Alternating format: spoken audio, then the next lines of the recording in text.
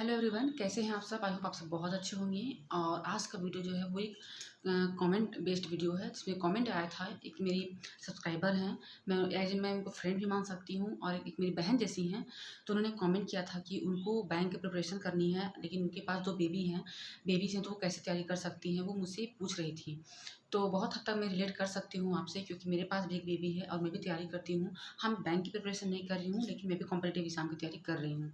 Study study होता है, baby baby होता है, जिसमें आपको मैनेज करके करना होता है। तो मैं आपके क्वेश्चन का यहाँ पे आंसर देने वाली हूँ। तो लेकिन ये मैं रिक्वेस्ट करूँगी कि इस वीडियो को अगर एक फीमेल देख रही हैं जो इस दौर से गुजर रही हैं, तो ये वीडियो बस सिर्फ उन्हीं देखें। उन्हीं को जो मैं बात बोलने वाली हूँ उन्हीं को समझ में आएगी, अदरवाइज़ किसी को समझ में नहीं आएगा। ठीक है? क्योंकि मेरे वीडियोज़ में बहुत सारे कमेंट्स ऐसे आ रहे हैं जिनका कोई मायने मायने मतलब नहीं है। क्योंकि देखिए, मैं ये चैनल क्रिएट क्यों की हूँ, किसके लिए की हूँ? मैं खुद के लिए की हूँ। और मैं ये चाहती हूँ कि इस जो भी मैं वीडियो बनाती हूँ, मैं ब्लॉग बनाऊँ या पर्सनल कुछ बात हुआ या कुछ मोटिवेटेड वीडियो हुआ, वो मैं इसलिए बनाती हूँ ताकि जो फीमेल सब्सक्राइबर हैं, जो फीमेल हैं, वो देखें, ताकि वो अच्छे से रिलेट कर पाएँगी। मैं उनके लिए नहीं बनाती हूँ जिनके जो इसी तरह से लफ़ा-तफ़ा हैं, जिनको कोई मतलब नहीं है, बस आया वीडियो देखा, कमेंट किया, चले गए। उन लोगों के लिए मैं वीडियो नहीं बनाती हूँ। और हाँ, किसी की डिमोटिवेट करने से भी मैं डिमोटिवेट नहीं होने वाली हूँ। तो चलिए, ये सब बातें तो होती रहेंगी, मैं मेन टॉपिक पे आती हूँ। टॉपिक आपका ये है कि मैं पढ़ूँ कैसे? तो देखिए, बात ऐसी है कि अगर आपके पास छोटा बच्चा है, 1 हो या 2 हो, ठीक है? बच्चा है और आप एक माँ हो, आपको इस बात को आपको इस बात का ध्यान देना है। इससे भी बड़ा ध्यान देना है कि आपने अपने लाइफ़ के लिए कुछ करने को सोचा है। ये सबसे बड़ी बात है। और ये सब लोग नहीं सोच पाते हैं, ये कुछ ही लोग सोच पाते हैं और कुछ ही लोग पूरा भी कर पाते हैं, ठीक है? बहुत लोग सोचते हैं कि मुझे क्या किसी से कमी है, सब तो मेरे पास है। मेरे पास पैसा है, घर है, जॉब है पति का, सब कुछ तो है। जो माँगती हूँ मिल जाता है। लेकिन मैं आपसे एक रिक्वेस्ट करूँगी कि आप अपने पैर पे भी खड़ी हों। अपने अपने सेल्फ रिस्पेक्ट के लिए, अपने मान-सम्मान के लिए आपको अपने पैर पे खड़ा होना बहुत ज़रूरी है। अगर आप एक पढ़ी-लिखी लड़की हैं और आपके पास अभी टाइम है कि आप कुछ कर सकती हैं, तो मेरे कहने पे आप अपने करियर को स्टार्ट कर सकती हैं। अपने करियर को मत छोड़िए। जब तक आपके पास टाइम है, आप एक ट्राई कीजिए, ताकि आपकी लाइफ़ में एक रिग्रेट नहीं रहेगा कि आपने ट्राई भी नहीं किया था। ठीक है?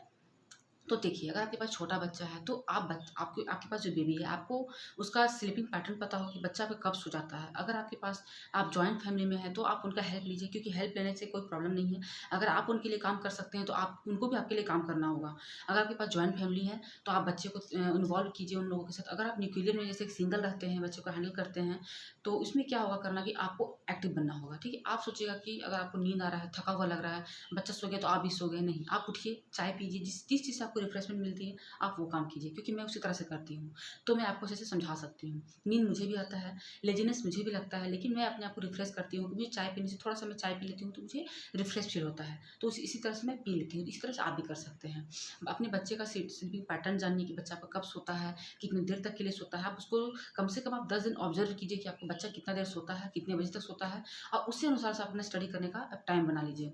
अच्छा, अब दूसरी बात कि आप जिस चीज़ को पढ़ रहे हैं, आजकल आपको यूट्यूब पे, इंटरनेट पे सब कुछ अवेलेबल है। आप एक ब्लूटूथ लीजिए, सॉरी, हेडफ़ोन लीजिए।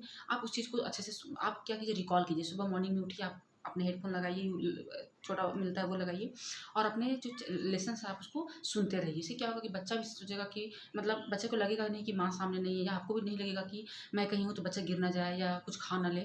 तो आप घर का काम करते हुए भी आप चीज़ों को सुन सकते हैं। रिकॉर्ड करके आपने रखिए, जैसे कि जब भी आपको टाइम मिला पढ़ने का, आपने कुछ पढ़ा है, तो आपको रिवीज़न तो करना होगा, तो रिवीज़न करने के लिए उस चीज़ को रिकॉर्ड कर लीजिए आप। जिस टाइम में पढ़ रही हैं, आप रिकॉर्ड कर लीजिए, और बाद में फिर उसी चीज़ को आप सुनिए। जब भी आपको टाइम मिलता है, अगर आप सो रही हैं, बच्चे को सुला रही हैं, उस टाइम आप उस चीज़ को सुन सकते हैं, ठीक है? रहा फिर मोबाइल में है, आप पीडीएफ डाउनलोड करके रखिए और उस चीज़ को पढ़ते रहिए। तो इस तरह से कुछ-कुछ जो है चीज़ें, आप लिखने से बचिए, आप नोट्स बनाने से बचिए। ज़्यादा से ज़्यादा आपको लिखना नहीं है, आपको पढ़ना है, रिवीज़न करना है, ठीक है? जितना कम हो सके, अगर आपके पास टाइम है तो आप लिख सकती हैं। अदरवाइज़ क्या होता है, लिखने से हम लोगों का टाइम जाता है, फिर वो क्या होता है कि बंडल ऑफ नोट्स बन जाते हैं और आप उतना कवर नहीं कर पाइएगा, तो आपको डिप्रेशन फ़ील होगा। और अगर सबसे पहली बात, आप जिस भी एग्ज़ाम की प्रिपरेशन कर रही हैं, आपके पास उसका सिलेबस होना चाहिए, उसके पास प्रीवियस ईयर क्वेश्चन बैंक आपके पास होने चाहिए, और उससे रिलेटेड रिसोर्सेज आपके पास होने चाहिए, और उसके बाद आपको अपना टाइम मैनेज करना है। लेकिन हाँ, आप कभी भी अपना टाइम टेबल मत बनाइएगा कि आपको 10 घंटे पढ़ना है, आपको 10 से लेके 2 बजे तक पढ़ना है, ऐसा कुछ नहीं करना है। जब आपका बच्चा सोए, आपका बच्चा खेले, आपको उस टाइम पढ़ना है। समझिए कि आपका जो टाइम टेबल है, अलार्म क्लॉक है, वो आपका बच्चा है। ठीक, इस तरह से आप अपनी तैयारी को कर सकते हैं। इसी तरह से मैं करती हूँ, इसीलिए मैं आपको बता सकती हूँ अच्छे से। अब अब इतना तो मैंने वीडियो बनाया है, आपको समझ में आ गया। अब आप देख के वीडियो बताइएगा कि वीडियो कितना समझ में आया, कितना आप रिलेट कर रही हैं, आपको इससे क्या हेल्प मिला है। ठीक है, तो आप कमेंट कीजिएगा। ऐसे ही वीडियो को और देखने के लिए आप कमेंट में क्वेश्चन कर सकते हैं कि आप कैसे पढ़ें, क्या पढ़ें, नहीं पढ़ें।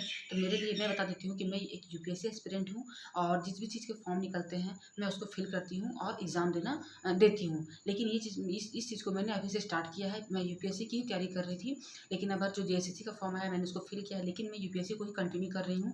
मैं जेएसएससी को एक पार्ट टाइम की तरह देखती हूँ, क्योंकि मेरा जो टारगेट है वो मेरा यूपीएससी ही है। तो बहुत जल्द मेरे यूपीएससी ब्लॉग्स आने वाले हैं, बहुत अच्छे ब्लॉग्स आने वाले हैं। तो चैनल को सब्सक्राइब कर लीजिएगा, लाइक कीजिएगा, शेयर कीजिएगा। देखिए, बात यहाँ ये है कि अगर आप जेएसएससी के एस्पिरेंट हो, बैंकिंग के एस्पिरेंट हो या किसी भी चीज़ के एस्पिरेंट हो, देखिए स्ट्रैटेजी जो है वो सेम होता है। ठीक है, आप भी पढ़ने के लिए उठते हैं, मैं भी पढ़ने के लिए उठती हूँ, मैं भी पढ़ती हूँ, आप भी पढ़ सकते हैं। आप रिवीजन कीजिएगा, मुझे भी रिवीजन करें, सब चीज़ का एक स्ट्रैटेजी सेम होता है। बस हम लोगों का ये जो होता है फील्ड अलग अलग थोड़ा होता है। ठीक है, तो मिलूंगी एक नए वीडियो के साथ, तब तक के लिए बाय।